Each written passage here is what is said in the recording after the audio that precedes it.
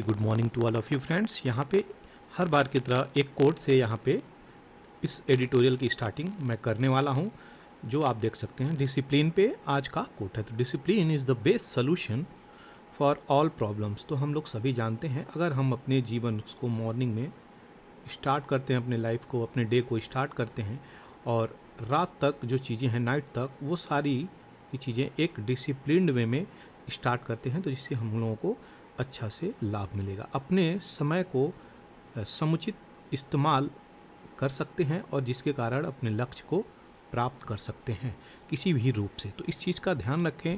और लाइफ में डिसिप्लिन की इतनी इम्पोर्टेंस है, जिसके कारण आप हर एक टारगेट को अचीव कर सकते हैं। तो यह एक टूल है, यह एक वेपन है। आप इसको जैसे इस्तेमाल कर सकते हैं वैसे, लेकिन आपके ऊपर निर्भर करता है कि आपको कैसे इस चीज़ का इस्तेमाल करना है। चलिए आगे बढ़ते हैं, और जो आज का नया प्रीवियस ईयर क्वेश्चंस की टेस्टिंग है वो हम देखते हैं कि क्या आज का नया क्वेश्चंस है। तो आज का क्वेश्चंस है, पहला स्टेटमेंट ये कहता है कि governor of reserve bank of India, that is RBI, is appointed by central government. Second statement ये कहता है, certain provision in the constitution में जो प्रोविज़न है, India give central government right, तो सेंट्रल गवर्नमेंट को राइट देता है कि आप डायरेक्शन इश्यू करें आरबीआई के अनुसार। तो ये चीज़ें इंटरेस्ट जो हैं पब्लिक इंटरेस्ट में, ये चीज़ें बोल रही हैं। तीसरा जो है, गवर्नर ऑफ आरबीआई जो अपनी पावर लेता है वो आरबीआई एक्ट से लेता है, ऐसा बोला गया। तो कौन सा स्टेटमेंट सही है यहाँ पे देख लेते हैं। तो पहला स्टेटमेंट में ये कहा जा रहा है कि 1 और 2 सही है, दूसरा में बोला जा रहा है 2 और 3 सही है, तीसरा में बोला जा रहा है 1 और 3 सही है, और डी में तीनों स्टेटमेंट को सही बताया गया। तो कौन सा स्टेटमेंट सही है आप कमेंट सेक्शंस में ज़रूर लिखें, ताकि आपकी प्रैक्टिस इस चीज़ पे लंबे समय तक चले और याद रहे आपको अच्छे से। दूसरा जो क्वेश्चंस मैंने डाला है वो वाटर क्रेडिट पे है। अभी रिसेंटली 2021 में ये क्वेश्चंस आपके यूपीएससी प्री में पूछा गया है, और ये क्वेश्चंस कभी भी स्टेट पीसीएस में भी पूछा जा सकता है। और ऐसा नहीं है कि यूपीएससी रिपीट नहीं करती है चीज़ें, लेकिन हाँ अपने क्वेश्चन के स्टेटमेंट को बदल के पूछ देती है। तो ये उसका पुराना हैबिट है, इसलिए उस चीज़ पे भी आप अच्छे से वर्क करें। देखते हैं ये वाटर क्रेडिट के संदर्भ में क्या स्टेटमेंट देता है। तो पहला स्टेटमेंट ये दिया है, it puts micro finance tools to work in the water and sanitation sector. तो सैनिटेशन सेक्टर में काम करने के लिए बात करी गई है। इट इज़ ग्लोबल इनिशिएटिव, तो यह ग्लोबल इनिशिएटिव, ग्लोबली इनिशिएटिव बोला गया है water credit under the edges of WHO और वर्ल्ड बैंक के सहायता से। इट एम्स किसकी टारगेट करता है, इनेबल करता है किसको, poor people to meet their waste water needs without depending on subsidy. तो बिना सब्सिडी के डिपेंडिंग के वो अपने नीड को पूरा कर सकें, इसी हिसाब से वाटर नीड को पूरा कर सकें, इसी चीज़ की बातें बोली गई हैं। तो देखते हैं यहाँ पे कौन सी स्टेटमेंट सही है। तो पहला स्टेटमेंट कहता है 1 और 2, दूसरा कहता है 2 और 3, तीसरा कहता है 1 और 3, और डी कहता है ऑल। तो 1 2 3 यहाँ पे डी में बोला गया। कौन सा स्टेटमेंट सही है, इसका आप आंसर कमेंट सेक्शंस में ज़रूर दें, ताकि आपको लंबे समय तक ये चीज़ें याद रहें। कल का जो मैंने क्वेश्चन डाला था उसकी डिटेलिंग को भी देखेंगे, उसके बारे में भी पढ़ेंगे, जिससे आपकी चीज़ें क्लियर हो जाएंगी। तो क्या था ये डिजिटल सिंगल मार्केट स्ट्रेटजी, इसके बारे में हम लोग देखेंगे। तो ये यूरोपियन यूनियन का एक पॉलिसी था, जिसके कारण वो अपने चीज़ों को लागू किया था। तो ये यूरोपियन यूनियन का डिजिटल सिंगल मार्केट स्ट्रेटजी क्या थी वो हम देखेंगे। तो इनका डिजिटल सिंगल मार्केट स्ट्रेटजी ये थी कि जो भी 28 नेशनल डिजिटल मार्केट स्ट्रेटजी है, अभी 27 यूरोपियन यूनियन में हो गए हैं, तो उन लोगों को ऐसे कनेक्ट किया जाए ऑनलाइन तरीके से, उन लोगों से ऐसे आपस में इस तरीके से जोड़ दिया जाए उन सारी कंट्रीज़ को, ताकि जो भी सिटीजन सेंट्रिक बेनिफिट हों वो सारी चीज़ें वहाँ तक मिले। और डिजिटलाइजेशन की बात करी गई है, गवर्नमेंट और सिटीजन का फुल्ली बेनिफिट की बात करी जा रही है यहाँ पे। इस चीज़ को लेके मार्केट में ये चीज़ आई। तो ये किसका है, तो ये यूरोपियन यूनियन का है, ये याद रखिएगा। नेक्स्ट जो मैंने क्वेश्चंस यहाँ पे पूछा था वो है, with reference to the difference between culture of Rigvedic Aryan और इंडस वैली पीपल में यहाँ पे कुछ अंतर दिया गया है, उसको हम लोग यहाँ पे पढ़ेंगे। तो ये पहला स्टेटमेंट क्या दे रहा है, Rigvedic Aryan used the coat of mail and helmet. तो ये लड़ाई में क्या इस्तेमाल करते थे, मेल और कोट ऑफ मेल और हेलमेट। तो हेलमेट का प्रयोग करते थे। Whereas people of in the civilisation did not leave any evidence of using them. तो इंडस वैली पीपल में इस चीज़ का मार धाड़ का तो कोई उतना जिक्र यहाँ पे मिलता नहीं है, लेकिन ऋग्वैदिक पीपल हेलमेट का प्रयोग अवश्य करते थे। ये एक राइट स्टेटमेंट है। तीसरा स्टेटमेंट हम सीधे देखेंगे यहाँ पे कि ऋग्वैदिक आर्यन जो है डोमेस्टिकेट करते थे हॉर्स को, तो ये सही बात है, ये हॉर्स का इस्तेमाल करते थे। जहाँ की बात करी जाए कि नो एविडेंस मिलता हम लोग इंडस वैली पीपल में having been aware of animal. तो इस एनिमल का जो अवेयरनेस था इंडस वैली पीपल के लिए नहीं था, ये ऋग्वैदिक पीपल इसका इस्तेमाल करते थे। जाहिर सी बात, अगर हेलमेट का वार के लिए इस्तेमाल करते हैं तो उनको तेज़ दौड़ने के लिए, तेज़ पहुंचने के लिए किसी एनिमल का, किसी व्हीकल की आवश्यकता पड़ेगी, जो थी वहाँ पे हॉर्स। तो हॉर्स एक रिवोल्यूशनरी स्टेज में आ गई थी, जो एक लंबे समय की यात्रा को कम समय में पूरा कर देती थी। तो ये इनका बहुत अच्छा उपयोग करते थे ऋग्वैदिक पीपल, जिसके कारण यहाँ पे स्टेटमेंट के रूप में दी गई है। अब यहाँ पे कुछ अंदर की बातें आप ये जान जाइए कि यहाँ पे इंडस वैली का कुछ साइट्स है जहाँ पे हॉर्स के रिमेन रिसेंटली पाए गए हैं। तो ये पुराने जो क्वेश्चंस हैं 2070 के वो हैं, लेकिन यहाँ पे अभी भी इस चीज़ की पुष्टि करना कई विद्वानों से बाकी है, जिसके कारण क्वेश्चंस अगर ऐसा बने तो हम इसी पर जाएंगे। यहाँ पे बात सेकेंड स्टेटमेंट की करी जा रही है जो कि गलत है, उसको देखेंगे क्यों गलत है ये स्टेटमेंट, उसको हम समझ लेते हैं। ऋग्वैदिक आर्यंस जो जानते थे वो गोल्ड के बारे में जानते थे, सिल्वर के बारे में जानते थे, कॉपर के बारे में जानते थे, जबकि इंडस वैली के पीपल केवल कॉपर और आयरन के बारे में जानते थे। ये स्टेटमेंट गलत है। क्यों गलत है उसको हम देखते हैं।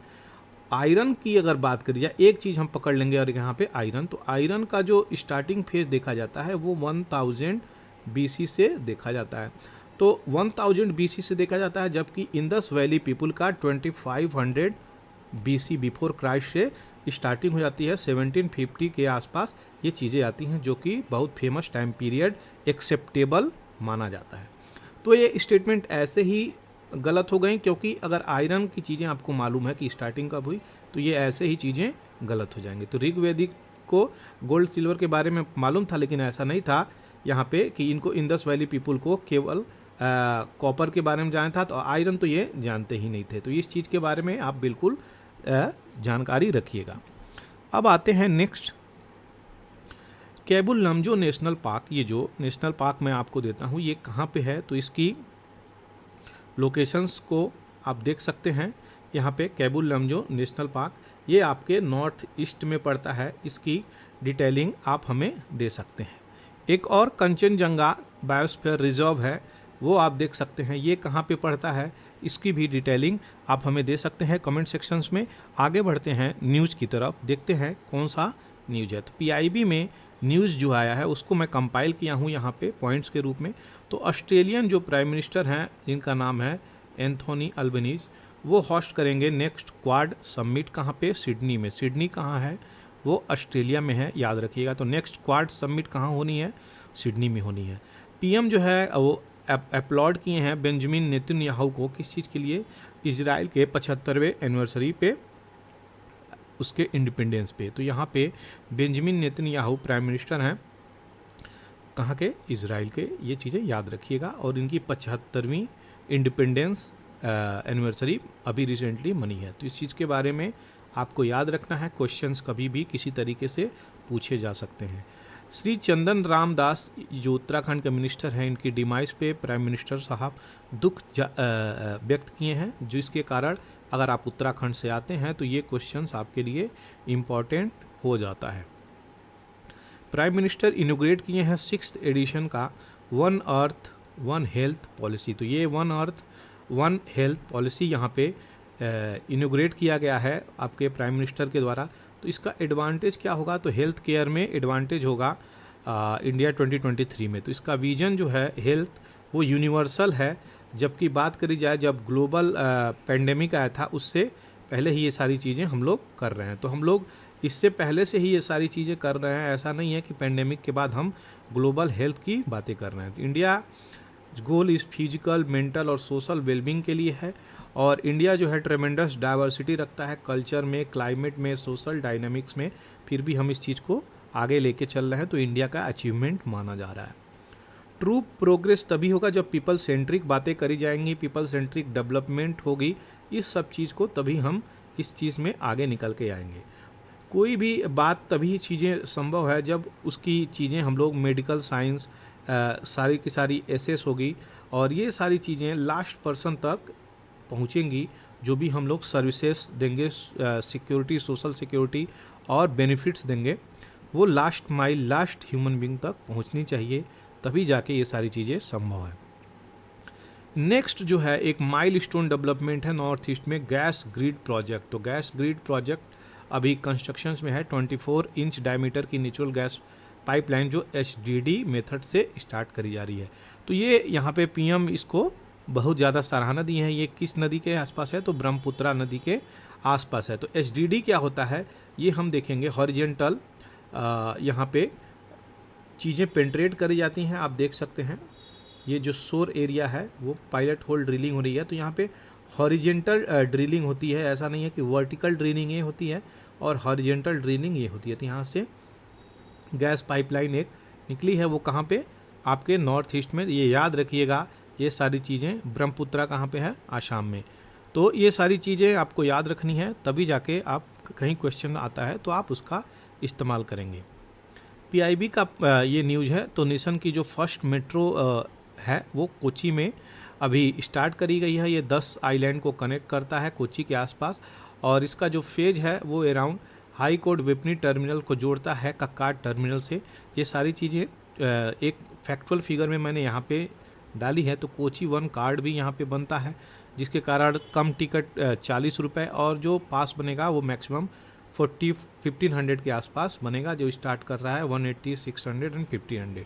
तो ये केरला गवर्नमेंट और जर्मन फर्म के द्वारा एक प्रोजेक्ट फंड किया गया है और ओवरऑल जो कोच्चि वाटर मेट्रो है KWM जिसको बोला जा रहा है, वो 78 इलेक्ट्रिक बोट्स और 38 टर्मिनल्स पर चलाया जाएगा। तो 78 इलेक्ट्रिक बोट चलेगी जिसको वाटर मेट्रो बोला जा रहा है। तो वाटर मेट्रो क्यों बोला जा रहा है? क्योंकि ये पानी में तैरेगी, इलेक्ट्रिक बोट इसको बोला जा रहा है। आप देखते हैं इस प्रोजेक्ट को कितने अच्छे से इम्प्लीमेंट करते हैं, कैसे चलती है।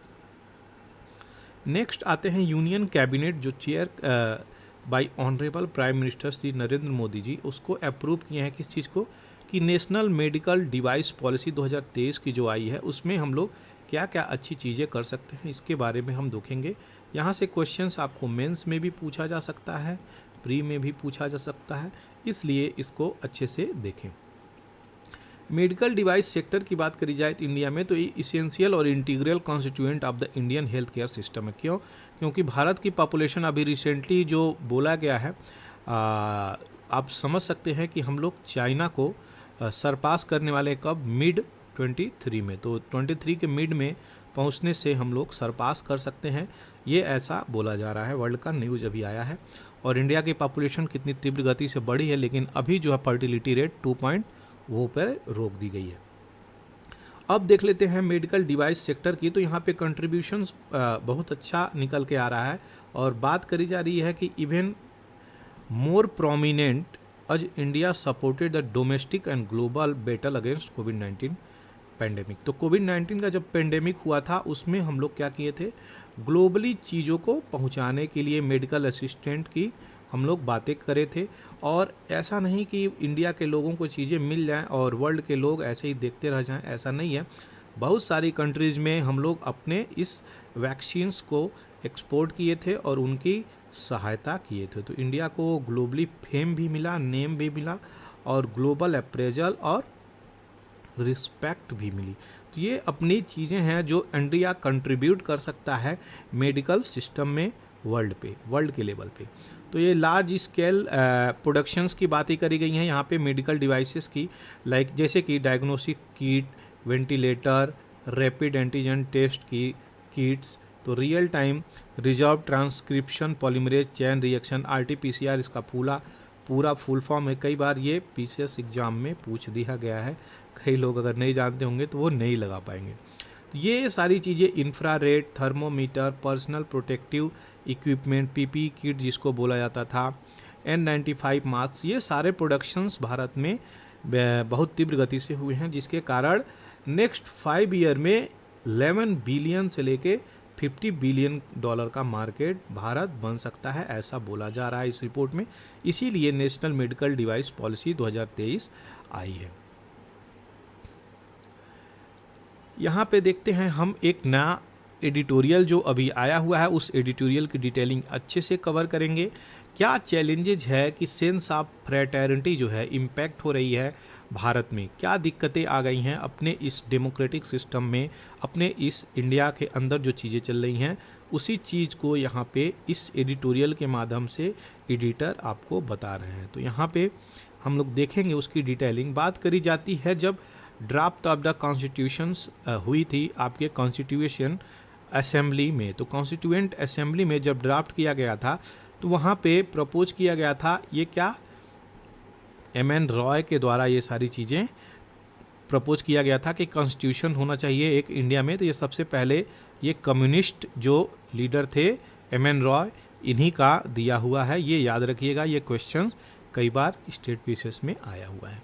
तो ये कम्युनिस्ट से रिलेटेड थे, ये भी क्वेश्चन आया हुआ है। कौन सबसे पहले प्रपोज किया था, एम.एन. रॉय ने किया था, ये भी आया हुआ है। इस चीज़ का इस्तेमाल आप कर सकते हैं अपने एग्ज़ाम सेशंस में। तो यहाँ पे बात करी जा रही है, it became an official demand of Indian national Congress. तो बाद में चल के ये आईएनसी जो है इंडियन नेशनल कांग्रेस, उसकी ऑफिशियल डिमांड में ये चीज़ें जुड़ गई और ये एडॉप्ट करा जाता है कब, ये लखनऊ सेशंस में एडॉप्ट करा जाता है। क्या एडॉप्ट करा जाता है, कॉन्स्टिट्यूएंट असेंबली कि हम एक कॉन्स्टिट्यूशन का निर्माण करेंगे और ये लखनऊ सेशंस में अप्रैल 96 में, जो कि प्रेसिडेंसी किसकी रहती है, जवाहरलाल नेहरू की। तो लखनऊ सेशंस में ये चीज़ें एडॉप्ट करी जाती है आईएनसी में और यहाँ पे बातें बोली जाती हैं। ये सारी चीज़ें यहाँ पे ऑब्जेक्टिव रिजोल्यूशंस भी ड्राफ्ट करी जाती है। और यहाँ पे बात करते हैं कि proceeding of the constituent assembly so the richness of idea. तो जो आइडिया है हमारे कॉन्स्टिट्यूएंट असेंबली में, उसकी जो कैरेक्टरिस्टिक है वो हम थोड़ा देखेंगे। तो ड्राफ्टिंग कमेटी जो है वो प्रिसाइड किया गया था, सभी लोग जानते हैं, बाबा साहब भीमराव अंबेडकर के द्वारा। लेकिन यहाँ पे कुछ कंक्लूडिंग सेशन है कमेटी की, वो ये है कि यहाँ पे देखते हैं कि 25 नवंबर 1949 को बाबा साहब भीमराव अंबेडकर ने लोगों को ये बताया कि इसमें कुछ कमियां हैं। और वो कमियां क्या हैं कि सेकेंड थिंग ये है, वो बोलते हैं कि हम चाहते हैं कि जो रिकॉग्निशन हो, जो प्रिंसिपल ऑफ फ्रेटर्निटी हो, वो लोगों के अंदर हो। ऐसा नहीं है कि हम बस अपने कॉन्स्टिट्यूशन बुक में लिख दिए और वो चीज़ें हो जाएंगी, तो ऐसी चीज़ें नहीं हैं। व्हाट डज फ्रेटर्निटी मीन, वो भी बताएं भी कि फ्रेटर्निटी का जो वर्ड है उसका असली में मीनिंग क्या है, उसका सेंस क्या होना चाहिए, उसके बारे में यहाँ पे उन्होंने बताया। तो उसका सेंस को हम लोग देखेंगे। यहाँ पे बात बोली जा रही है, फ्रेटर्निटी का मतलब common sense brotherhood for all Indians, ये होती है। तो common sense brotherhood for all Indians, जितने भी भारत के लोग हैं, चाहे जिस भी रिलीजन से हो, जिस भी कास्ट, क्रीड, प्लेस, बर्थ, जहाँ से भी हो, डजेंट मैटर, वो सारे इंडियन हैं और सारे आपस में भाई हैं, अपना एक ब्रदरहुड कॉमन, ये चीज़ें बात बोली गई हैं। अगर इंडियंस वन पीपल है, it is the principle which gives unity and solidity to social life. तो यूनिटी, एकता और सॉलिडैरिटी जो है वो सोशल लाइफ में होनी चाहिए, जो कि पाना एक कठिन टास्क यहाँ पे बोला जा रहा है। वो ये भी बोलते हैं कि विदाउट फ्रेटर्निटी अगर बात करी जाए तो इक्वालिटी, लिबर्टी, ये इसकी कोई मीनिंग नहीं है, इसका कोई अर्थ नहीं है, इसलिए ये चीज़ें होनी चाहिए। तो फ्रेटर्निटी बहुत इंपॉर्टेंट एस्पेक्ट है। इक्वालिटी और लिबर्टी तभी मिलेगी जब लोगों को फ्रेटर्निटी, आपस में बंधुत्व, भाईचारे की भावना से लोग रहेंगे, तभी ये सारी चीज़ें संभव हो पाएंगी, नहीं तो ये इम्पॉसिबल है एकम्प्लिश करने के लिए। देखते हैं ये चीज़ें कहाँ तक हो पाती हैं, ऐसा यहाँ पे बोला जा रहा है। तो अगर बात करें लिबर्टी, इक्वालिटी, जस्टिस की, फ्रेटर्निटी की, जो कि एडेड किया गया है हमारे प्रीएम्बल में भी, ये सारी चीज़ें इतनी इम्पॉर्टेंट हैं जो आपसे क्वेश्चंस कभी भी बना देता है। तो लिबर्टी, इक्वालिटी, फ्रेटर्निटी, ये जो है फ्रेंच रिवॉल्यूशन से ली गई है चीज़ें। और इसकी एडिक्ट आप फ्रेटर्निटी जो ऑर्डर देता है गवर्नमेंट को, ये क्या देता है कि all government are our enemy और ऑल पीपल आर फ्रेंड्स। तो रियल सेंस में अगर बात करी जाए तो पीपल सेंट्रिक की बात करी जा रही है, यहाँ पे गवर्नमेंट सेंट्रिक की बात नहीं करी जा रही है। इसलिए इस चीज़ को ऐसा देखा गया कि फ्रैटर्निटी जो है हमारे कॉन्स्टिट्यूशंस में वो बहुत हद तक डाइल्यूट हो रही है। तो अब देखते हैं इसमें आगे क्या बात बोली जा रही है। आचार्य कृपलानी साहब यहाँ पे 1949 को ये एक अटेंशन लोगों का खींचते हैं, बताते हैं कि content of the preamble were not only legal. तो जो प्रीएम्बल है वो केवल लीगल नहीं है और पॉलिटिकल प्रिंसिपल भी है, but also had moral, spiritual and mystical content. तो इसमें बहुत सारी ऐसी चीज़ें हैं जो छिपी हुई हैं। हमारे प्रीएम्बल की बात करी जाए तो हमारा प्रीएम्बल रिजेंबल करता है किसको? कॉन्स्टिट्यूशन को। अगर किसी भी कंट्री का आप प्रीएम्बल पढ़ते हैं तो उसके एक कॉन्स्टिट्यूशंस की जिस्ट को आप पढ़ लेते हैं कि इस कॉन्स्टिट्यूशंस में क्या होगा, इस कॉन्स्टिट्यूशंस में किस प्रकार की चीज़ें लिखी गई होंगी, वो डेमोक्रेटिक है, मोनार्की है, पॉलिटिकल है, इस प्रकार से सारी चीज़ें हम पढ़ सकते हैं, समझ सकते हैं। तो इसी तरीके से प्रीएम्बल का भी निर्माण करा गया है। जो प्रीएम्बल में चीज़ें बोली गई हैं यहाँ पे कृपलानी साहब के द्वारा कि यहाँ मोरल चीज़ें हैं, स्पिरिचुअल भी चीज़ें हैं और मिस्टिकल कई सारी चीज़ें हैं, तो इस सब चीज़ के बारे में यहाँ पे बोली गई हैं। We want to use democracy as only legal, constitutional और formal device, I submit we shall fail. तो यहाँ पे कृपलानी ये भी बोले हैं कि अगर इसको लीगल डॉक्यूमेंट की वजह से आप देखेंगे, लीगल कॉन्स्टिट्यूशनल डॉक्यूमेंट मानेंगे, तो आप इन सारी चीज़ों पे फेल हो जाएंगे जो बहुत हद तक आज के समय में आपको मिल रहा है। तो ऐसा एडिटर बोल रहे हैं ये सारी चीज़ें। तो मोरालिटी को अपने खोना नहीं चाहिए लोगों के, किसी भी देश की कंट्री में किसी भी सरकार को ऐसी चीज़ें नहीं करनी चाहिए, ऐसा बोला जा रहा है। तो वर्ड जो है डेमोक्रेसी जो है वो देखेंगे हम लोग, तो democracy will be made into autocracy. अगर ऐसी चीज़ें होंगी, कोई चीज़ें जो अगेंस्ट में जाती हैं पीपल सेंट्रिक के और फ्रेटर्निटी के खिलाफ जाती हैं, इक्वालिटी के, लिबर्टी के, इस सब चीज़ों के खिलाफ जाएंगी, जस्टिस के खिलाफ जाएंगी, तो वहाँ पे ऑटोक्रेसी डेवलप होगा, इम्पीरियलिज्म होगा, फासिज्म होगा। तो यहाँ पे तानाशाह का बात बोला जा रहा है, टोटलिटेरियन गवर्नमेंट की बातें बोली जा रही हैं। यहाँ पे डेमोक्रेसी से शिफ्ट होकर हम किस पे आ जाएंगे? फासिज्म पे आ जाएंगे, इम्पीरियलिज्म पे आ जाएंगे और ऑटोक्रेसी, टोटलिटेरियन गवर्नमेंट की तरफ हम लोग मुड़ जाएंगे, जो कि यह एक डेमोक्रेटिक के खिलाफ है। आगे बढ़ते हैं, इस चीज़ में बात करी जा रही है आर्टिकल 51 की, तो हम लोग डिटेलिंग भी देखेंगे आर्टिकल 51 की। तो आर्टिकल 51 क्या कहता है? यह एक फंडामेंटल ड्यूटी है जिसको 42nd कॉन्स्टिट्यूशनल अमेंडमेंट के द्वारा 1976 में यहाँ पे ऐड किया गया, 77 में प्रॉपरली इसको लागू कर दिया गया। तो यहाँ पे अमेंड करके 86th कॉन्स्टिट्यूशनल अमेंडमेंट 2010 में जो बातें करी गई हैं वो सारी चीज़ें यहाँ पे आती हैं। क्या आती हैं कि evade it except by article 51AE। तो 51AE को इवेड यहाँ पे करा जा सकता है, it except by article 51AE। तो 51AE क्या है? तो जनरली रिफर किया गया duty of every citizen to promote harmony. तो हारमोनी लाइए, और हर सिटीजन की ड्यूटी भी यहाँ पे दी गई है कि कॉमन स्पिरिट रखिए, ब्रदरहुड रखिए और पीपल ऑफ इंडिया को यूनाइट करे रखिए। ये सारी चीज़ें यहाँ पे बोली गई हैं कि हारमोनी जब रहेगी, देश में पीस रहेगी, तभी जाके एक ब्रदरहुड लोगों के अंदर सेंस आएगा, अदरवाइज ये सारी चीज़ें दिक्कत में आ जाएंगी।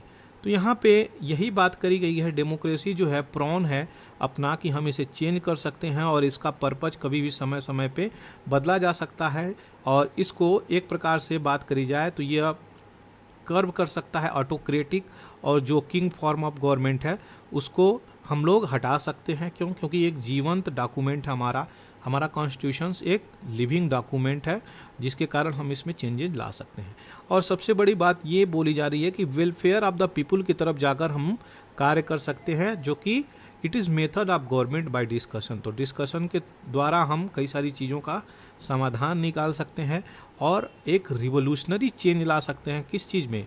इकोनॉमिक और social life of the people without bloodshed. तो बिना मार धाड़ के, बिना खून खराबा के हम ये सारी चीज़ें कर सकते हैं। तो ग्राउंड रियलिटी क्या है वो भी देख लेते हैं। यहाँ पे एडिटर साहब ने ग्राउंड रियलिटी की भी बातें करी गई हैं, जो कि एक डिफरेंट रीडिंग देता है, डिफरेंट पर्सपेक्टिव देता है। अभी inequality continue to persist. Inequality जो है अभी भी हमारे देश में बहुत सारी चीज़ें हैं, चाहे अगर जॉब की बात करी जाए, चाहे जेंडर इक्वेलिटी की बात करी जाए, चाहे इकोनॉमिक इक्वेलिटी की बात करी जाए, तो इकोनॉमिक इक्वेलिटी वैसे तो नहीं है ये देश में, लेकिन इकोनॉमिक इक्वेलिटी किस संदर्भ में मैं बोल रहा हूँ, अगर लेते हैं हम कि देश के जो 1% रिचेस्ट पीपल हैं वो भारत के ऑलमोस्ट 60 से 70% एसेट पे अपना कब्जा किए हुए हैं, तो 1%, अब बाकी जो 30% पीपल हैं वो क्या किए हुए हैं, वो 20 to 30% के आसपास उनको चीज़ें प्राप्त हैं। तो लैंड के जो रिसोर्सेज हैं, अपने देश की जो रिसोर्सेज हैं, सबसे ज़्यादा 1% 2% रिचेस्ट पीपल ही इंजॉय कर रहे हैं, जिसके कारण ये सारी चीज़ें इनइक्वालिटी के रूप में दिखती हैं और लोग कई प्रकार से अपनी अलग अलग आइडियोलॉजी क्रिएट करके, कोई लोग मॉइस्ट बन जाते हैं, कोई रिबेलियन बन जाते हैं, कई सारी अलग अलग जगहों पे अलग अलग स्टेट में अलग प्रकार से ये पैरेलल गवर्नमेंट भी चलाते हुए दिखते हैं। तो अगर एक डेमोक्रेटिक कंट्री में ये सारी चीज़ें होती हैं तो बहुत हद तक ये प्रॉब्लम क्रिएट करेंगी और ये कास्ट सिस्टम को भी आगे लेके जा रही हैं। तो डेमोक्रेटिक जो अपोजिशन है वो क्या अभी बात करी गई है, करंट सिचुएशंस में बोल रहे हैं ये एडिटर कि डेमोक्रेटिक अपोजिशंस जो अभी करेंटली है वो प्रोग्रेसिवली क्या है, डिक्लाइन हुई है अपने इस संदर्भ में, और equality in law does not necessary mean equal protection of law. तो जो अगर इक्वालिटी इन लॉ का मतलब है कि चाहे गरीब हो चाहे अमीर हो सबको इक्वल लॉ है, अगर एक चीज़ के लिए आपको फांसी की सज़ा है गरीब के लिए तो अमीर के लिए भी फांसी की सज़ा होनी चाहिए, वो इक्वालिटी इन लॉ है। तो इक्वालिटी इन लॉ का मतलब ये नहीं हुआ कि आप इक्वल प्रोटेक्शन ऑफ लॉ कर रहे हैं। तो यहाँ पे इक्वल प्रोटेक्शन ऑफ लॉ कैसे समझाऊँ आपको, यहाँ पे देखिए बात करी जा रही है, अगर एक गरीब तबके का व्यक्ति है और एक अमीर तबके का व्यक्ति है, तो एक अमीर तबके के व्यक्ति को कैसे आप डील करेंगे, एक गरीब तबके के व्यक्ति को कैसे आप डील करेंगे। फॉर एग्जांपल अगर अमीर तबका 100 करोड़ पर ईयर कमाता है और गरीब तबका 2000 से लेके 5000 मंथली कमाता है, यानी ये 60,000 के आसपास पर ईयर कमाता है, तो इन दोनों में हम टैक्स का डिफरेंशिएशन रखेंगे। क्यों? क्योंकि ये अधिक कमाते हैं तो इनसे अधिक कर लिया जाएगा, ये कम कमाते हैं तो इनको रिबेट दिया जाएगा। ये सारी चीज़ें हैं, तभी जाके इनको हम प्रोटेक्ट कर पाएंगे ये सारी चीज़ें। और सुविधा की बात करी जाए तो इनको प्रमोट किया जाएगा, इनको रिजर्वेशन भी दिया जाएगा, इनको सारी चीज़ें हम लोग नहीं देंगे। क्यों? तभी जाके इक्वल प्रोटेक्शन हो पाएगा। ये सारी चीज़ें बोली गई हैं। तो इक्वल हमें प्रोटेक्ट भी करना है हर कॉम को, यहाँ पे बात करी जा रही है यहाँ पे। तो इक्वल हर लोगों को अपने सिटीजन सेंट्रिक अप्रोच लेके सारे लोगों को प्रोटेक्ट करने की बात करी जा रही है एक लॉ के अंदर, एक कॉन्स्टिट्यूशन के अंदर। तो ये कॉन्स्टिट्यूशनल की जो मोरालिटी है वो यहाँ पे डिमिनिश होती बातें बोली गई हैं। जो गांधी जी के 7 सोशल सीन्स इंस्क्राइब किए गए हैं राजघाट पे कि ये 7 पाप हैं जो व्यक्ति को इससे बचनी चाहिए, वो सारी चीज़ें यहाँ पे दिख रही हैं। चैलेंज जो है टुडे आज के इस संदर्भ में कि invest our democracy with this moral content, तो जो मोरल वैल्यूज़ हैं, मोरल कंटेंट हैं, हर इंडिविजुअल और कलेक्टिव लेवल पे यहाँ पे लाना चाहिए, तभी जाके एक मोरालिटी हमारे लोगों के अंदर भी जागृत हो पाएगी और देश अच्छे से चल सकता है। तो शेप ऑफ इम्परेटिव बहुत ज़रूरी है कि इसको एक शेप दिया जाए, जिसके कारण ये आगे चल के थ्रेट ऑफ फ्रेगमेंटेशंस और consequences should not be guessed.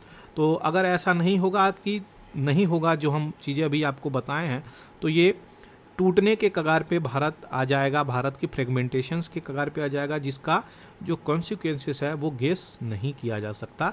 इस चीज़ के बारे में यहाँ पे एडिटर बोल रहे हैं। तो अब देखते हैं आगे जो मैं आपको बताया हूँ कि फंडामेंटल ड्यूटीज़ जो डाली गई हैं 42nd कॉन्स्टिट्यूशनल अमेंडमेंट 1976 के तहत, वो हम यहाँ पे देखेंगे। तो पहला जो फंडामेंटल ड्यूटी है वो एबाइड करता है क्या कि कॉन्स्टिट्यूशन को हम रिस्पेक्ट करेंगे, उसके आइडियल्स को मानेंगे, नेशनल फ्लैग और एंथम का हम सम्मान करेंगे। तो दूसरा जो कहता है क्या, चेरिश करेंगे, फॉलो करेंगे नोबल आइडिया और इंस्पायर करेंगे नेशनल स्ट्रगल फॉर फ्रीडम के आइडियाज़ को हम लोग यहाँ पे मानेंगे।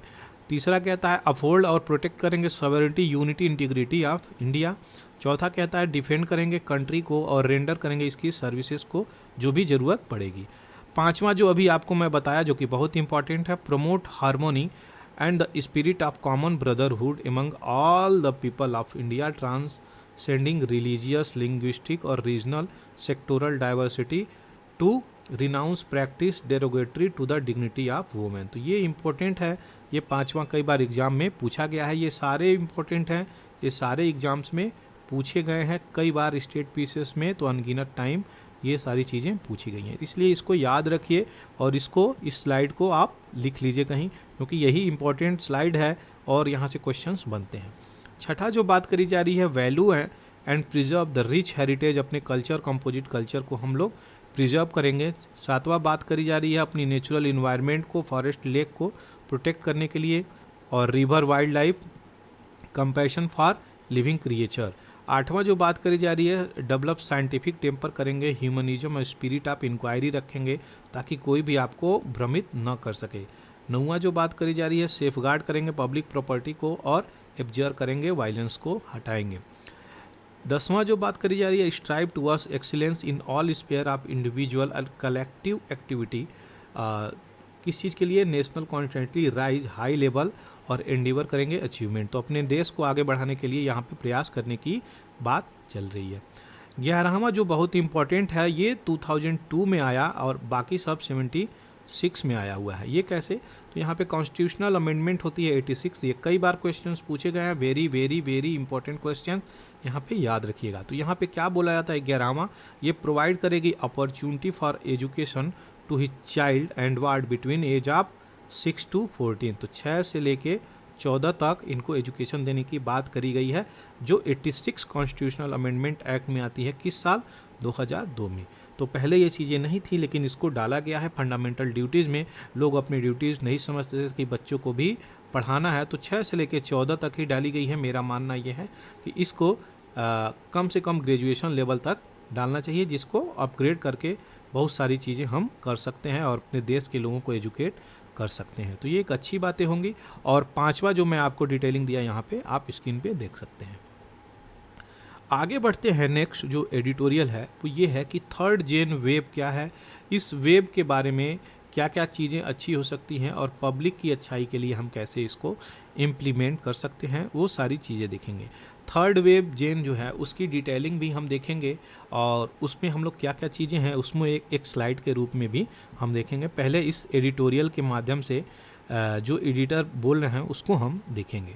तो यहाँ पे एक थर्ड जनरेशन जो वेब है, एक सिस्टम है आपका, जो देखिए वेब .1, वेब .2.0, वेब 3.0, ये वेब के डेवलपमेंट स्टेजेज हैं। ये अपनी अपनी अलग अलग सर्विसेज देते हैं। ये जो हम लोग वर्ल्ड वाइड वेब, कोई भी वेबसाइट हम लोग ओपन करते हैं तो वह एक सिस्टम से जुड़ा होता है, सर्वर से जुड़ा होता है, उसकी क्या फीचर्स हैं उससे जुड़ी हुई चीज़ें होती हैं, वो किस रूप से कार्य करता है वो सारी चीज़ें जुड़ी होती हैं। तो वर्ल्ड वाइड वेब जो 1.0 था वो अलग प्रकार से कार्य करता था, 2.0 है अलग प्रकार से कार्य करता था, और रिसेंटली जो वर्ल्ड 3.0 आया है ये आर्टिफिशियल इंटेलिजेंस के साथ अलग प्रकार से कार्य कर रहा है। तो उसकी डिटेलिंग हम यहाँ पे देखेंगे। बात करी जा रही है थर्ड जनरेशन वेब की, तो ये जो बायस कर रहा है किसके साथ, गेमिंग और क्रिप्टो करेंसी इंडस्ट्री में ये बायस कर रहा है। कैसे, ये चीज़ें यहाँ पे यूएस रिपोर्ट के अनुसार यहाँ पे बोली गई है। तो इंडिया और स्ट्रेटेजिक पार्टनरशिप की बात करी जा रही है कि थर्ड जेन जो वेव होगा वो बहुत क्रूशियल हो सकता है इंडिया के लिए। क्यों, क्योंकि 1.1 ट्रिलियन डिजिटल एसेट अपॉर्चुनिटी है 2032 तक, तो हम इसमें बहुत आगे निकल सकते हैं। क्यों, क्योंकि इंडिया की पॉपुलेशन अभी रिसेंटली बहुत वर्ल्ड में फेम कमा चुकी है, तो जिसके कारण हम लोग बहुत पॉपुलस कंट्री में आ रहे हैं। तो पॉपुलस कंट्री में आ रहे हैं तो हर लोगों के पास 2 स्मार्टफोन, 1 स्मार्टफोन मिल ही जाते हैं और लोगों को डिजिटल अवेयरनेस लोगों की बढ़ी है, जिसके कारण हम इस चीज़ का इस्तेमाल कर सकते हैं। और डिजिटल मार्केट के लिए वर्ल्ड में अपना इंडिया एक हब है, तो डिजिटल मार्केट में इंडिया अपना हब है, तो उसका इस्तेमाल करने की बात यहाँ पे बोली जा रही है। पॉलिसी की पर्सपेक्टिव हम लोग देखते हैं तो नेक्स्ट जेन वेब जो है एक कॉम्प्लेक्स स्ट्रक्चर से गुजरता है, जो कि बहुत सारे फीचर्स को भी अपने साथ लेके आता है। इसके साथ कुछ पार्ट ऑफ द प्रॉब्लम वो होते हैं कि डाइवर्स डिस्क्रिप्शंस है एम्प्लॉयड बाय एक्सपर्ट, जो एक्सपर्ट हैं इसके साथ वो ये बोल रहे हैं कि बहुत सारी इसमें डाइवर्स प्रॉब्लम भी है, उस चीज़ को हम यहाँ पे देखेंगे। तो वेब्स जो है immense social relevance is hard to comprehend. तो इसका जो सोशल रिलेवेंस है, जो समाज के लिए इसकी उपयोगिता है, वह समझना बहुत कठिन है। क्यों? क्योंकि वेब 3.0 वेब 3 में यहाँ पे एक्सपर्ट के द्वारा अंतर भी बताया गया है, उसको हम यहाँ पे देखेंगे। तो यहाँ पे एक्सपर्ट क्या कहते हैं कि थर्ड जेन वेब और वेब 3 जो है उनमें, और जो डिस्क्रिप्ट किया गया है वेब 3.0 में, इनमें कुछ डिफरेंसेज एक्सपर्ट के द्वारा बताया गया है। अभी वो क्या बताया जा रहा है कि वेब 3 इज डिसेंट्रलाइज्ड। तो वेब 3 जो है वो डिसेंट्रलाइज्ड है और ये प्रिवेसी ओरिएंटेड और ब्लॉक चेन ड्रिवेन। तो ब्लॉक चेन क्या होता है? ब्लॉक चेन एक सिस्टम है जिसके कारण कोई भी डिजिटल बैठ के हम कंप्यूटर पे अपनी चीज़ों को करते हैं और वो बहुत ही सिक्योरिटी में कार्य करी जाती हैं और उसमें ब्लॉकचेन सिस्टम से कार्य होता है। जैसे कि ब्लॉकचेन सिस्टम से हम क्या बनाते हैं? क्रिप्टो करेंसी बनाते हैं। तो जो भी डिजिटल कॉइन्स हम लोग बनाते हैं, क्रिप्टो करेंसी और भी जितने भी डॉग कॉइन्स और एक्सेट्रा जो भी कॉइन्स हैं हम अगर बनाते हैं तो उसमें बहुत सारी एनर्जी लगती है। तो ये याद रखिएगा, डिजिटल कॉइन से, क्रिप्टो करेंसी से यूपीएससी क्वेश्चंस पूछ चुकी है, आपके एनएफटी से भी क्वेश्चंस पूछ चुकी है। तो एनएफटी क्या है? नॉन फंजिबल टोकन्स है। ये नॉन फंजिबल टोकन्स की डिफरेंसेज मैं यहाँ पे एक सेकंड में बता देता हूँ। नॉन फंजिबल टोकन अगर ये है और ये भी नॉन फंजिबल टोकन है और ये भी नॉन फंजिबल टोकन है, तो ये तीनों की जो वैल्यू है वो अलग अलग निकलेगी। तीनों की वैल्यू अलग अलग निकलती है, यही इनमें डिफरेंसेज है। लेकिन अगर क्रिप्टो करेंसी है तो ये दोनों क्रिप्टो करेंसी सेम निकलेंगी, इनमें कोई भी डिफरेंसेज नहीं निकलेंगी। ये दोनों बेसिक डिफरेंसेज हैं। आगे बढ़ते हैं, इस चीज़ को हम थोड़ा देखते हैं कि क्रिप्टो एसेट्स फ्रेंडली हो सकती है किस पे? वेब 3.0 पे। लेकिन बात करी जाए वेब 3.0 पे अगर, तो वेब 3.0 जो है अपहोल्ड करता है क्या? Property of semantic web. तो ये बहुत स्ट्रॉन्ग वर्ड है सीमेंटिक वेब। इसका ये मतलब होता है कि कोई भी चीज़ आपकी प्रिवेसी को, आपकी सिस्टम की प्रिवेसी को, आपके क्वाइनिंग माइनिंग जो भी होती है उसकी सिस्टम को एक अच्छे तरीके से ये पावर कर सकता है। किसके द्वारा? आर्टिफिशियल इंटेलिजेंस के द्वारा। और ये सीमेंटिक वेब इसको बोला गया है। तो रियल पॉइंट जो है about semantic web is its ability to recombine information available on different website to generate new content. तो यहाँ पे सीमेंटिक वेब का मतलब ये है, तो आर्टिफिशियल इंटेलिजेंस का इस्तेमाल तो करता ही है जो मैं आपको बताया, और जो भी डाटा सिस्टम और सर्वर पे उपलब्ध हैं उसका एनालिसिस करके आपको एक न्यू रिलेवेंट ऑथेंटिक डाटा आपको प्रेजेंट करता है कंटेंट क्रिएट करके, जिसके कारण इसको सीमेंटिक वे में 3.0 बोला गया है। तो यह एक बेटर सर्च इंजन के रूप में कार्य कर सकता है 3.0, ऐसा बोला जा रहा है। और इसकी जो वेरिएंट है वेब 3 वो क्या है कि यह एक रेडिकल ट्रांसफॉर्म ला सकता है। किस मैनर में? कि ये मोनेटाइज, शेयर और सर्कुलेट जो भी चीज़ें हम लोग करते हैं उस चीज़ में ये एक नया चेंजेस ला सकता है। तो इसको डिसेंट्रलाइज्ड डाटा स्टोरेज सिस्टम के अंतर्गत भी रखा गया है वेब 3.0 को।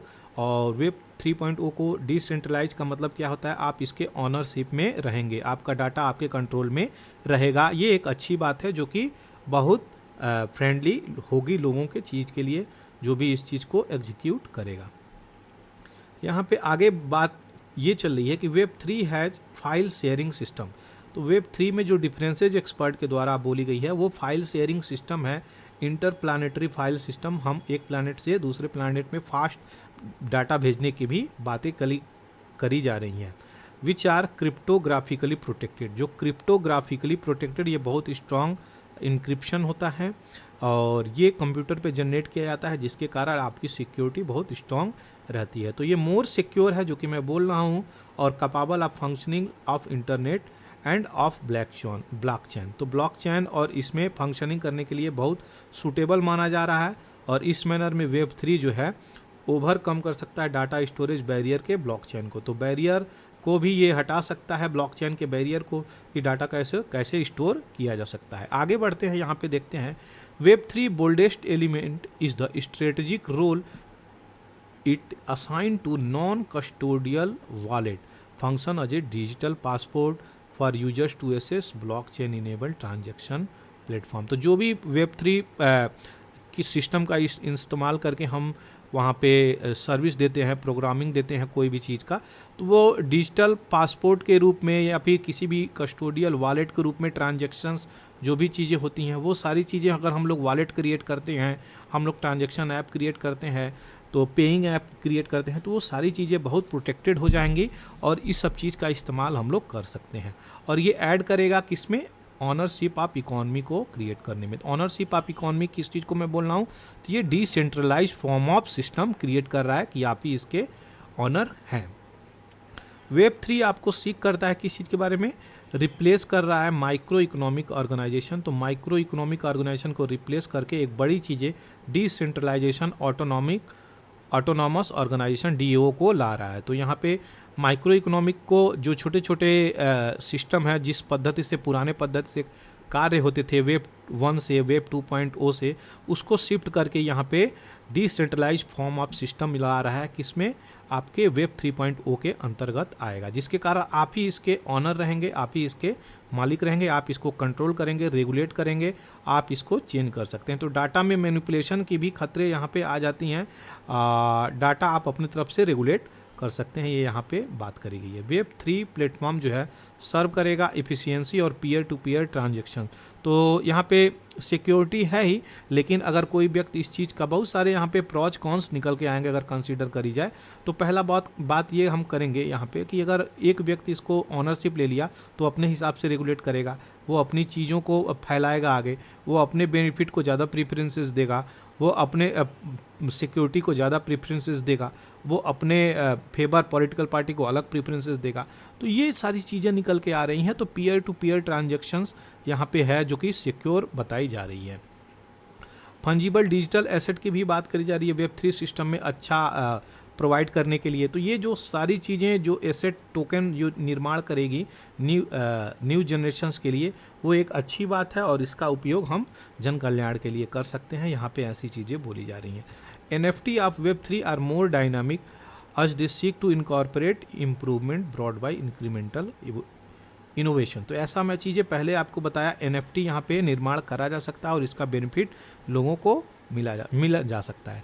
बात आती है इंडिया की, तो इंडिया इससे कैसे बेनिफिट पा सकता है। तो इंडिया में बहुत बड़ी हैंडक्राफ्ट की इंडस्ट्रीज है जो कि रिनाउंड है पूरे वर्ल्ड में, और इसकी इनोवेशंस के लिए भारत तत्पर है और इसके इनोवेशंस हो भी रहे हैं, जो कि प्रोटेक्टेड नहीं है किस चीज़ के लिए, इंटेलेक्चुअल प्रॉपर्टी राइट को। तो इंटेलेक्चुअल प्रॉपर्टी राइट यहाँ पे हम इस चीज़ के इंडस्ट्री, हैंड क्राफ्ट इंडस्ट्री में हम अभी तक बहुत सारी चीज़ों में पीछे हैं, बहुत सारी चीज़ों में कई सारे देश से पीछे हैं, जो हम अपने प्रॉपर्टी राइट्स को सिक्योर नहीं कर पाए हैं।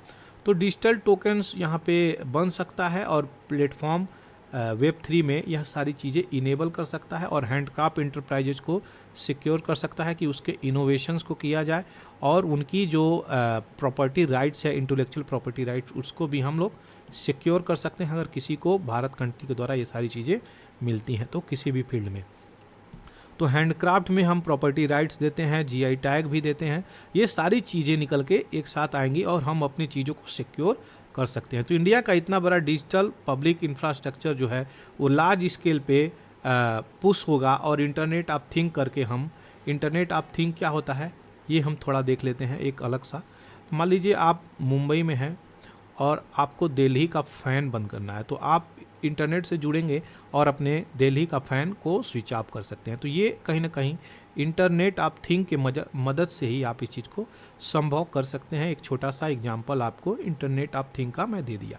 तो इस चीज़ को रूरल लेवल पे बात करी जा रही है, जो एडिटोरियल में एडिटर साहब ने यहाँ पे बताया है कि इसको डेवलप करने की ज़रूरत है और इसकी पॉसिबिलिटी ये है कि रूरल एरिया तक अगर इसको हम वेब 3 को पहुँचाएँगे और इसको लेके आएंगे तो ये बहुत ही उपयोगिता होगी इस चीज़ की और ट्रांसफॉर्म करने की ज़रूरत है, तभी जाके इस कम्युनिटी को हम लोग आगे लेके आ पाएंगे। ऐसी बातें बोली गई हैं। Web 3 can also yield insight from large volume of community data generated by IoT development, जो कि पहले बताया, और जल जीवन मिशन बहुत सारे ऐसे स्कीम्स हैं जिसमें उपयोग करेंगे। नेचुरल एडवांटेज है इसकी, और analytics at the edge system हम लोग देख सकते हैं कोई भी चीज़।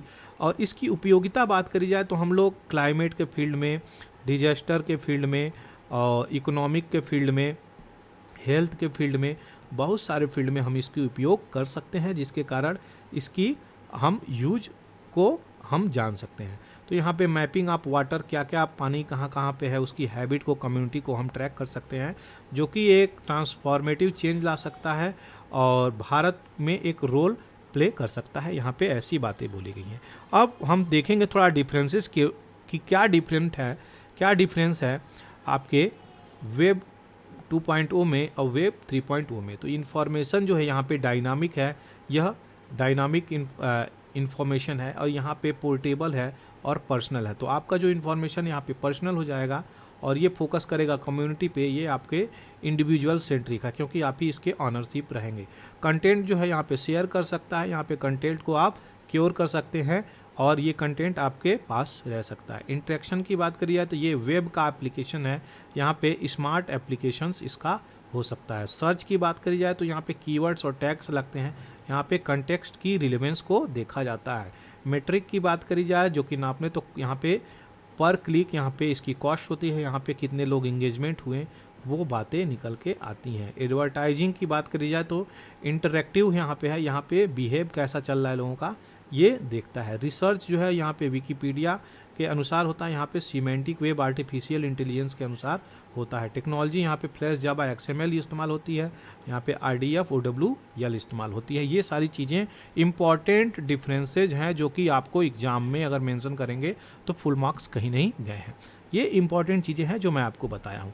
एडवांटेज आप वेब 3 का क्या यहाँ पे है, तो यूबिक्यूटस एक्सेस टू डाटा, हर जगह आप इस डाटा का इस्तेमाल कर सकते हैं, ये चीज़ें आप देख सकते हैं। एडवांस फॉर क्रिएटर, ये क्रिएटर के लिए एक एडवांस स्टेज पैदा करता है। बेटर सिक्योरिटी देता है, आपके किसी भी डाटा के लिए प्रिवेसी देता है, बेटर शेयरिंग कैपेबिलिटी देता है, और फ्रीडम देता है इंटरेक्शन के लिए कि कई सारे लोग आके इससे जुड़ जाएं, एक ग्रुप में क्या क्या चीज़ें चल रही हैं वो सारी चीज़ें आपको इंटरेक्ट कराएंगी। कंट्रोल देता है, आप डाटा के ऑनरशिप में आप डाटा के ऑनर रहेंगे, यहाँ पे डिसेंट्रलाइजेशन की जो बातें बोली जा रही हैं। तो यहाँ पे सारी चीज़ें मैंने कवर कर दिया। आशा करते हैं आपको ये सारी चीज़ें क्लियर हो गई होंगी, क्योंकि यहाँ से क्वेश्चंस UPSC बनाता है, इसलिए मैंने ये सारी चीज़ें थोड़ा डिटेल में कवर करी। आगे देखते हैं जो न्यूज़ के फॉर्म में है वो क्या क्या है। यहाँ पे नीति आयोग ने अभी एक रिपोर्ट जारी की है। रिपोर्ट का नाम है promoting millet in diets best practices across state UT of India. तो यहाँ पे मिलेट को प्रमोशंस के लिए हर राज्य में यहाँ पे बातें करी गई हैं और इसके इनोवेशन में बातें बोली जा रही हैं कि इसको various aspect of millet value chain create किया जाए और इसकी हर प्रकार से जो यूजेज हैं वो देखा जाए। तो यहाँ पे 3 थीम है रिपोर्ट में। State mission and initiative to product millet, state के अनुसार क्या क्या मिलेट में प्रोडक्शन हो सकता है वो देखा गया है, और inclusion of millet in ICDS वो भी देखा गया। तीसरा जो है रिसर्च और डेवलपमेंट और टेक्नोलॉजी इनोवेशंस की बात करी जा रही है। तो ये 3 थीम्स के अनुसार चीज़ें आगे चल रही हैं, इंपॉर्टेंट है इसलिए मैंने यहाँ पे डाल दिया। यूनियन मिनिस्टर श्रीमती स्मृति ईरानी यहाँ पे महिला सम्मान सेविंग सर्टिफिकेट अकाउंट अपना खुलवाई हैं। मिनिस्ट्री ऑफ कम्युनिकेशन के द्वारा ये चीज़ें जारी करी गई हैं और ये अपना पहला अकाउंट खोली गई हैं महिला सम्मान सेविंग सर्टिफिकेट में पोस्ट ऑफिस के द्वारा। तो ये चीज़ें याद रखिएगा। MSSC अकाउंट क्या है और इसमें क्या होता है। तो इसमें बेनिफिट मिलता है 7.5 के आसपास इंटरेस्ट रेट मिलता है जिसके महिला का अकाउंट है, और 2 लाख के आसपास आप पैसा एक बार में विड्रॉ कर सकते हैं। इसमें कुछ लिमिटेशंस है। ये सारी चीज़ें यहाँ पे निकली है। यहाँ पे नोबेल प्राइज़ फॉर एशिया इनको दिया गया है दलाई लामा को, जो फिर 1959 रमन मैग्सेसे अवार्ड जो है दलाई लामा को रिसीव कराया गया है। और ये किसके बिहाफ पे, तो ये गायलो टंडन जो रिसीव किए थे अवार्ड उनके बिहाफ पे यहाँ पे इनको दिया गया है। तो ये सारी चीज़ें देखते हैं क्या होता है आगे।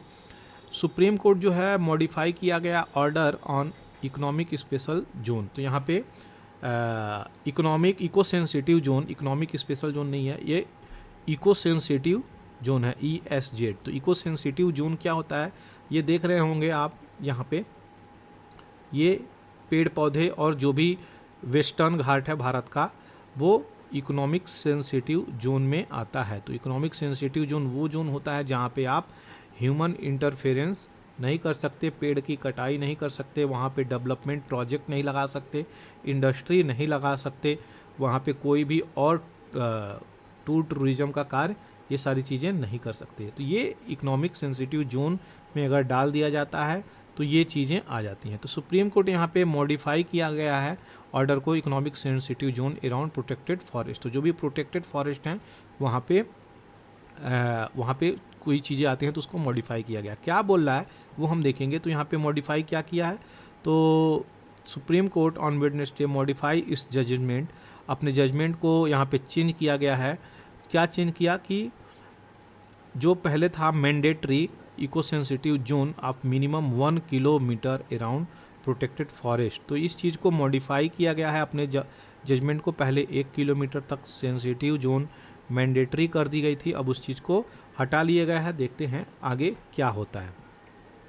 यहाँ पे देख सकते हैं इंटरनेशनल सीड डे सेलिब्रेशन जो ऑर्गेनाइज किया गया है तेलंगाना में। तो देख यहाँ पे अपने अपने चावल, अपने अपने ग्रेन सीरियल्स को लेके यहाँ पे सेलिब्रेशंस हो रही हैं। पूछ दे अगर इंटरनेशनल सीड डे सेलिब्रेशंस कहाँ पे हुई है तो याद रखिएगा ये तेलंगाना में हुई है।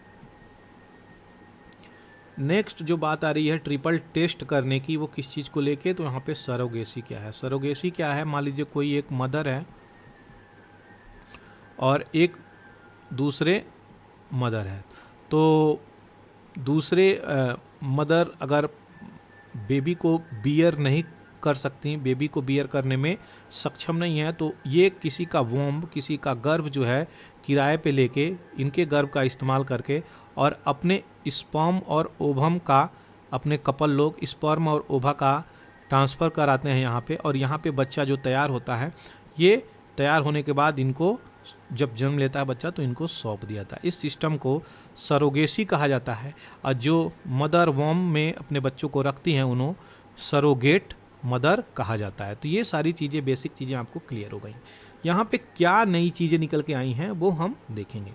तो अल्ट्रुस्टिक सरोगेसी क्या है वो हम देखेंगे। तो it has suggested that iron out of the creases, means surrogacy का जो रेगुलेशन आया था एक्ट 2021 में, जो प्रोहिबिट करता है कि men above 55 years to have a child through surrogacy, जो 55 साल के उम्र के ऊपर हैं वो सरोगेसी से चाइल्ड बच्चे को नहीं ले सकते। ये सारी चीज़ें यहाँ पे 2021 के सरोगेसी रेगुलेशन एक्ट में डाली गई हैं। ये भी चीज़ें बोली गई हैं, surrogate mother should be genetically related to the couple who wants to have child through surrogacy. तो अगर आप सरोगेसी से बच्चे को लेना चाहते हैं तो आप ऐसे ही औरत के ही पास जाएंगे जो आपसे जेनेटिकली कनेक्टेड है, अपने बुआ फूफा, अपने फैमिली मेम्बर जो जेनेटिकली कनेक्टेड है उसके पास जाके आप ये चीज़ें करवा सकते हैं। तो ये अल्ट्रुस्टिक सरोगेसी की बात करी जा रही है, जो कि अभी रिसेंटली ट्रिपल टेस्ट पे ये चीज़ें आ गई हैं। तो आगे देखते हैं ये चीज़ें कहाँ तक चलती हैं और ये चीज़ें कैसे निकल के आती हैं। यहाँ पे बात करी जा रही है राजस्थान की प्रॉमिसिंग बिल के लिए। तो ये किस चीज़ के बारे में है आपको मैं बता दूँ, गिग वर्कर्स के बारे में है, उनके वेलफेयर के बारे में। अभी राजस्थान ने बहुत इम्पॉर्टेंट एक बिल लेके आया है और पार्लियामेंट में अगर पार्लियामेंट कह रहे हैं असेंबली में अगर ये चीज़ें पास हो जाती हैं तो ये बहुत अच्छी बातें होंगी। वहाँ पे गिग वर्कर्स को एक सिक्योरिटी प्रोवाइड करी जाएगी, उनकी सोशल सिक्योरिटी के लिए ये बिल लाया गया है। तो देखते हैं गिग वर्कर्स हम देख लेते हैं किसको बोलेंगे। ऐसे वर्कर्स जो जिनका कॉन्ट्रैक्ट बेस पे कार्य चलता है, जैसे कि जोमेटो, स्विगी या फिर ऑनलाइन जो भी प्लेटफॉर्म है वहाँ पे वो कार्य करते हैं, ऐसे गिग वर्कर्स इनको कहा जाता है। इनका कोई फिक्स वो चीज़ें नहीं होती, इनको कभी भी हटाया जा सकता है। इनकी समस्या राजस्थान की गवर्नमेंट ने देखी है और ये जो समस्या निकल के आई है ये सच में एक बहुत बड़ी प्रॉब्लम है, जिसके कारण हम इसको सही कर सकते हैं। तो राजस्थान की गवर्नमेंट लाई तो है, अब देखते हैं इसको कहाँ तक इम्प्लीमेंट करती है। तो ये जो registration and welfare gig workers का platform based gig workers registration and welfare bill 2023 introduce किया, इसका वेलकम करा जा रहा है। और वेलफेयर बोर्ड असेंबली इलेक्शन से यहाँ पे आसपास ये बातें बोली जा रही हैं। देखते हैं यहाँ पे कैसे benefit, how they might benefit the workers, यहाँ पे बात करी जा रही है कैसे वर्कर्स को यहाँ पे बेनिफिट पहुँचाया जा सकता है। तो सोशल वेलफेयर पूरा कॉर्पस वहाँ पे देने की बात करी जा रही है, फिनांस और सेस करने की बात करी जा रही है, digital transaction made by the consumer on the platform that utilise the gig worker labour. तो यहाँ पे डिजिटली पेमेंट की भी बात करी जा रही है, उनके बेनिफिट, हेल्थ, एक्सीडेंटल सिक्योरिटी की बात करी जा रही है, सोशल सिक्योरिटी की बात करी जा रही है, जो कि उनके सैलरी से 2% डिडक्ट करेगा एवरी राइट पे। अगर कहीं भी जाते हैं कोई भी चीज़ करने तो 2% प्रत्येक राइट पे वो फिनांस करेगा, that is finance by a deduction of 2% of every right, प्रत्येक राइट पे। अब देखते हैं ये जो कोड ऑन सोशल सिक्योरिटी है वो कहाँ तक इम्प्लीमेंट होती है। सेंट्रल गवर्नमेंट भी कई सारी चीज़ें यहाँ पे लाई हैं लेकिन सही से इम्प्लीमेंट नहीं करी है। क्या राजस्थान इस चीज़ को कर पाएगा, वही हम यहाँ पे देखेंगे।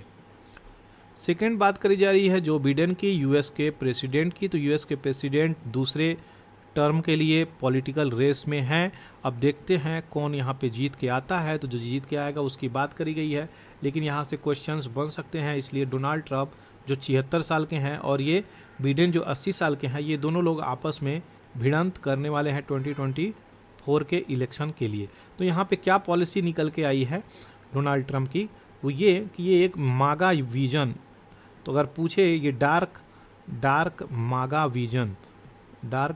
विजन क्या है, तो ये कंपेन से रिलेटेड है, यूएस के इलेक्शन कंपेन से रिलेटेड है और ये यहाँ पे कंपेन चलाया जा रहा है। तो मागा विजन जो कंपेन है वो किस चीज़ के लिए है, तो डोनाल्ड ट्रंप ने यहाँ पे इस चीज़ को जारी किया है। देखते हैं कहाँ तक ये चीज़ें चलती हैं। बिडेन के सामने भी बहुत बड़ी चैलेंजेज है, ये जो है बात करी जा रही है कि हायर टैक्स लगा दिए हैं, वे जो भी अमेरिका के लोग, धनाढ़ लोग हैं, कैपिटलिस्ट क्लास है, उस पर टैक्स लगा के टैक्स वसूली कर रहे हैं और स्टेबल कर दिए हैं सोशल सिक्योरिटी स्कीम को और टैकल कर रहे हैं इन्फ्लेशन थ्रेट को भी, थ्रेट से गुजरना है इन्फ्लेशन के।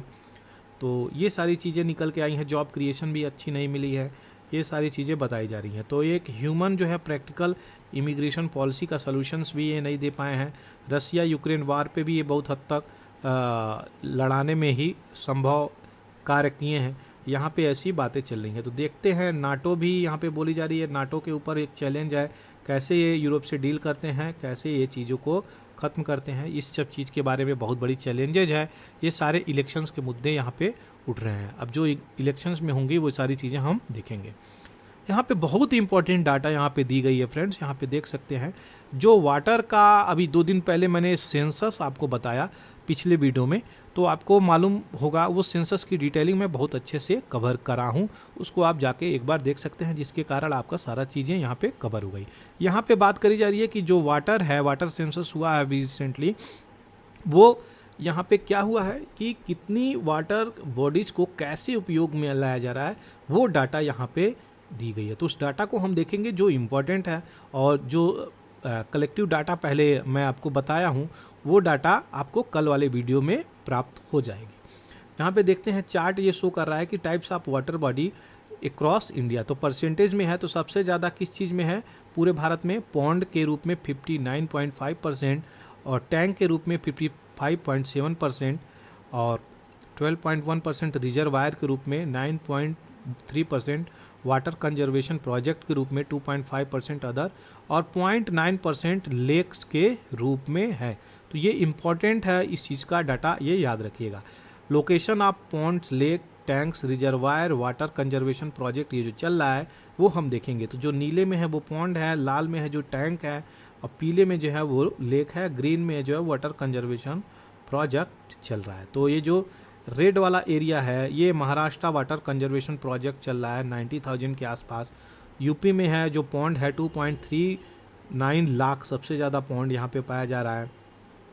और वेस्ट बंगाल में जो पॉन्ड की संख्या वो 4.57 लाख यहाँ पे पाई जा रही है। तो वेस्ट बंगाल में सबसे ज़्यादा पॉन्ड है, ये यहाँ पे देख सकते हैं। आंध्र प्रदेश में टैंक है 1.3 लाख, तो आंध्र प्रदेश में टैंक है। ये सारी चीज़ें डाटा इम्पॉर्टेंट है, आपको एक डाटा होनी चाहिए।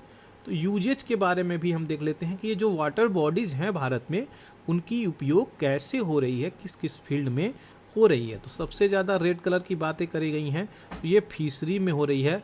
वो किस चीज़ के लिए, किस स्टेट में, अरुणाचल प्रदेश, त्रिपुरा में तो सबसे ज़्यादा फिश फार्मिंग के लिए वाटर बॉडीज़ का उपयोग हो रहा है। तो यहाँ पे मैं सेलेक्ट किया हूँ बिहार, वेस्ट बंगाल MP, यूपी और तमिलनाडु, ये इम्पॉर्टेंट है इस चीज़ में। तो यहाँ पे तमिलनाडु में सबसे कम फिश फार्मिंग के लिए वाटर बॉडीज़ का इस्तेमाल हो रहा है, जबकि बात करी जाए इरिगेशन के लिए तो इरिगेशन के लिए सबसे ज़्यादा हो रहा है। बात आती है उत्तर प्रदेश में, तो उत्तर प्रदेश में ऑलमोस्ट 45% के आसपास यहाँ पे फिश फार्मिंग में इस्तेमाल हो रहा है और ग्राउंड वाटर रिचार्ज में भी इस्तेमाल हम कर रहे हैं। मध्य प्रदेश की बात आती है तो यहाँ पे फिश फार्मिंग बिल्कुल नेग्लिजिबल के आसपास है और यहाँ पे अगर बात करी जाए ग्राउंड वाटर रिचार्ज की तो सबसे ज़्यादा ग्राउंड वाटर रिचार्ज हो रहा है। वेस्ट बंगाल में भी फिश फार्मिंग में बहुत ज़्यादा इस्तेमाल हो रहा है, बिहार में भी लगभग 40% के आसपास हो रहा है और ग्राउंड वाटर रिचार्ज हो रहा है। तो ये सारी चीज़ें हैं। त्रिपुरा देखिए यहाँ पे केवल फिश फार्मिंग में ही इस्तेमाल हो रहा है। ये सारे डाटा इतने इम्पोर्टेंट हैं, आप इसका इस्तेमाल किसी भी मेंस एग्ज़ाम में कर सकते हैं, आपको अच्छे अंक जाहिर सी बात है मिलेंगे। नेक्स्ट जो है जैतपुर न्यूक्लियर पावर प्लांट के बारे में निकली है, इसकी एक जिस्ट मैं प्रोवाइड किया हूँ।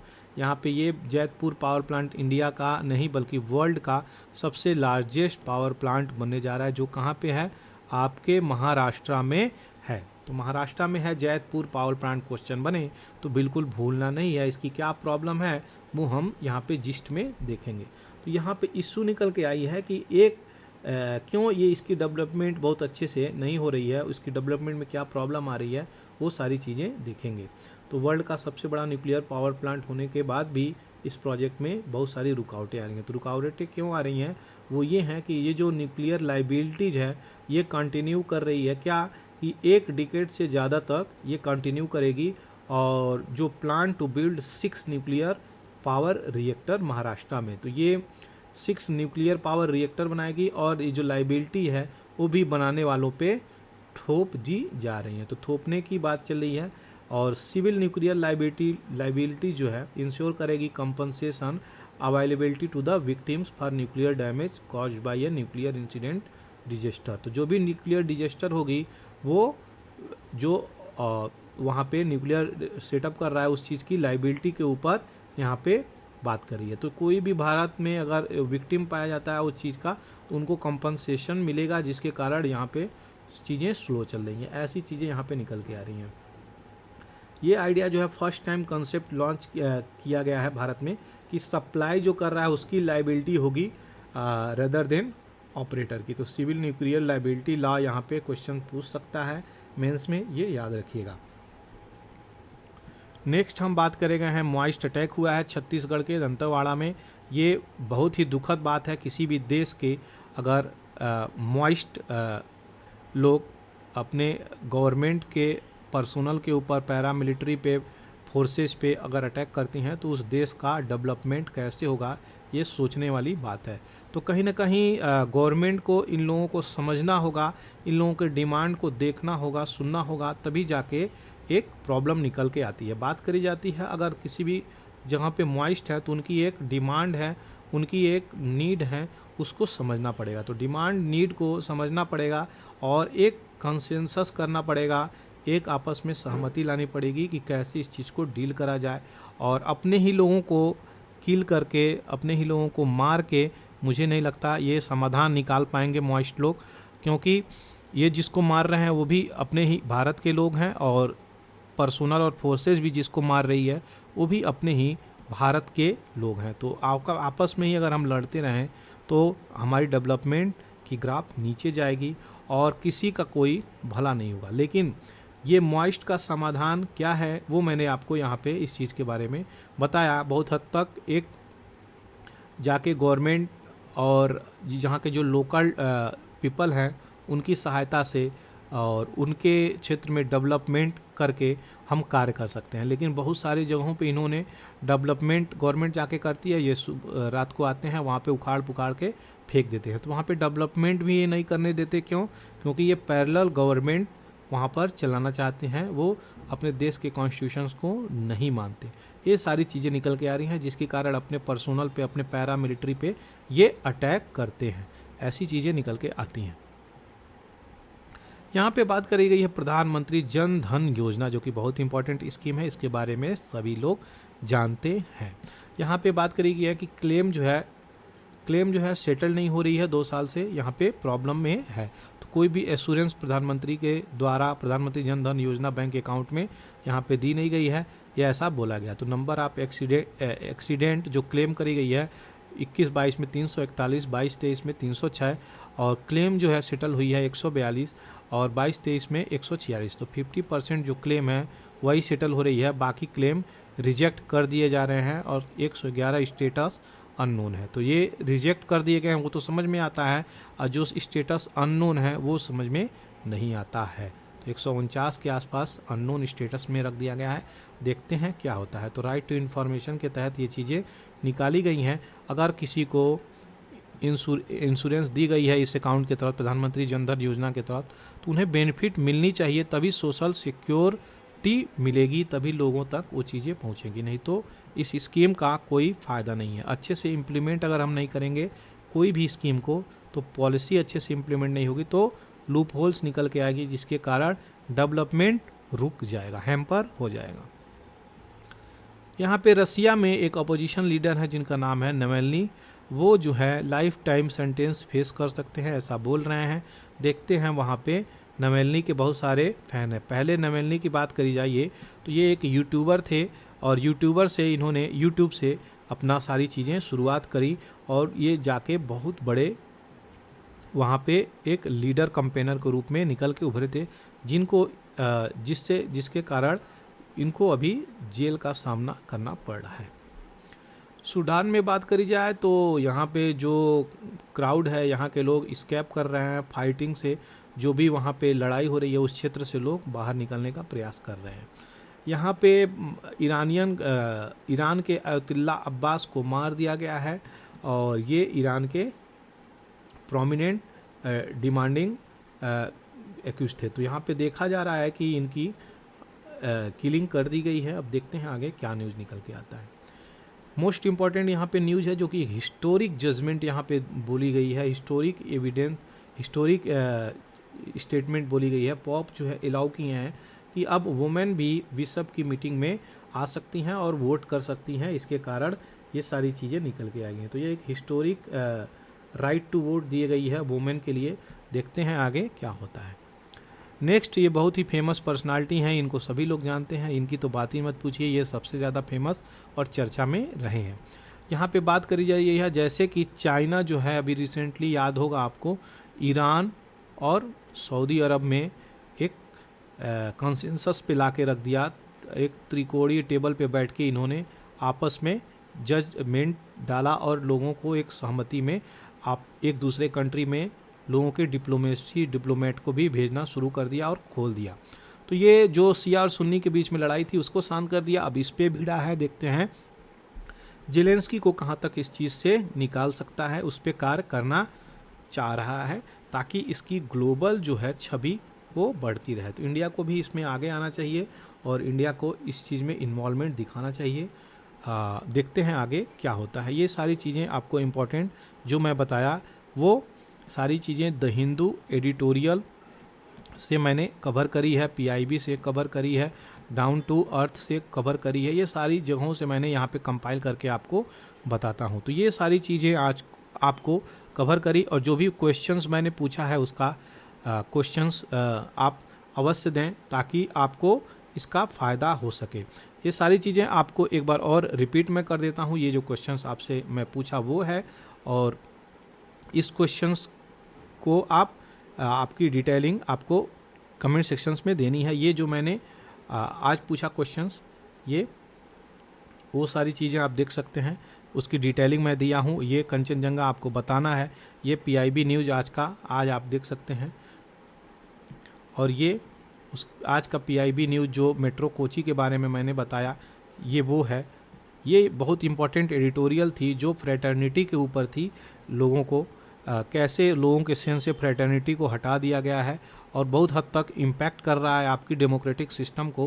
तो ये इम्पैक्ट कहीं ना कहीं सभी लोगों को कर रहा है, लेकिन अपनी डेमोक्रेसी में, अपने कॉन्स्टिट्यूशंस में जो चीज़ें हैं उस चीज़ का हमें नहीं भूलना चाहिए। तो ये चीज़ें बोली गई हैं यहाँ पे। देखते हैं ये चीज़ें कैसे डील होती हैं और लोगों के अंदर से फ्रेटर्निटी इस एडिटोरियल के माध्यम से कहाँ तक इम्पैक्ट करती हैं, वो भी एक बहुत बड़ी बात है।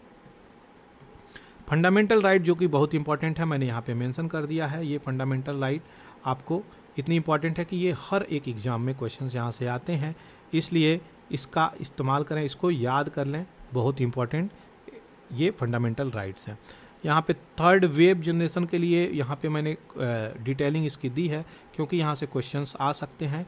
हर बार क्वेश्चन साइंस एंड टेक से पूछता है 2-3 क्वेश्चंस, इसलिए इसको मैंने डाल दिया। तो इसको इम्पॉर्टेंट है, इसको स्किप नहीं करिएगा।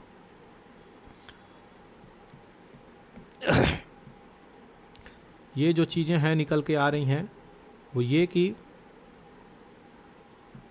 इसकी इन्फोग्राफिक्स भी मैंने यहाँ पे डाली है। वेब 3.0 ये भी एक इम्पॉर्टेंट है, और इसकी इन्फोग्राफिक्स मैं डाल दूँगा PDF। और मेरी एक चैनल है पूरा एकेडमी से, आपको टेलीग्राम पे, वहाँ पे भी वो चीज़ें मिल जाएंगी। तो टेलीग्राम पे आप हमसे जुड़ सकते हैं। अगर आपको ये चीज़ें अच्छी लगती हो, टेलीग्राम पे आप हमें मैसेज कर सकते हैं, वहाँ पे भी ये वीडियोज़ आपको प्राप्त हो जाएंगी, और कहेंगे तो आप लोग PDF भी मैं वहाँ पे प्रोवाइड कर दूँगा। ये नोबेल प्राइज़ का न्यूज़ है। यहाँ पे इकोसिस्टम जोन जो बनाया जा रहा है उसमें अमेंडमेंट मॉडिफाई किया गया है अभी रिसेंटली। ये न्यूज़ जो है international seed day celebrations.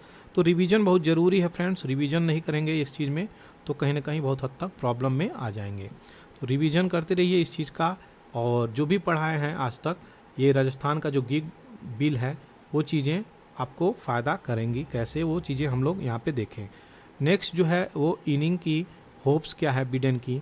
Second inning में देखते हैं कैसे ये जीतते हैं कि हारते हैं। पहली इनिंग तो जीत हो गई, सेकेंड इनिंग में कैसे हैं। तो ये वाटर का जो सेंसस है, मैं एक दिन पहले आपको इसकी डिटेलिंग अच्छे से दिया हूँ, लेकिन इसमें भी मैं वो डाटा डाला जो डाटा वहाँ पे नहीं पड़ा था। तो द हिंदू के एडिटोरियल से ये डाटा मैं उठाया हूँ। पहले तो PIB के डाटा से मैं दिया था। तो जैतपुर का ये जो न्यूक्लियर पावर प्लांट है उसकी डिटेलिंग यहाँ पे दिया, क्या प्रॉब्लम निकल के आ रही हैं वो भी हम देख लिए यहाँ पे। तो ये सारी चीज़ें, मॉइस्ट जो अटैक चल रहा है देश में, ये हुई हैं। और जो प्रधानमंत्री जनधन आरोग्य योजना है उसको हम लोग देखें। यहाँ पे जेलेंस्की साहब का चीज़ें देखें, और जो रसिया के फॉर्मल कंपेनर थे, रसिया में बहुत इनकी डिमांड बढ़ रही थी नवेलनी, उनके बारे में हम लोग देखें। तो अब देखते हैं चाइना यहाँ पे कैसे इसको डील करता है। इसको डील कर ले तो एक अच्छी बात है, ग्लोबल लेवल पे इसकी एक अलग पहचान हो जाएगी। तो ये सारी चीज़ें हमने लोगों ने देखा फ्रेंड्स। मेरे चैनल को सब्सक्राइब करना बिल्कुल नहीं भूलें। थैंक यू फॉर वाचिंग पूरा एकेडमी।